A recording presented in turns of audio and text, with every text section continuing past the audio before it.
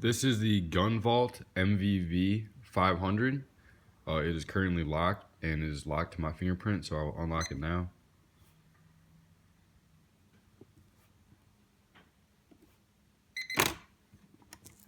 So now it's unlocked. So again, it's locked now, can't open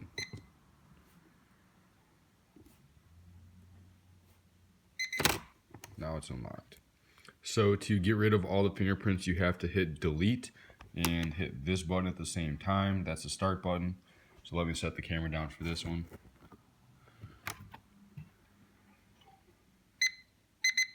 So it beeped twice. So now the fingerprint is removed. As you can see, if I just hit the start button, it unlocks now. So all fingerprints have been removed. And this safe is ready to be tested and put your fingerprint in yourself.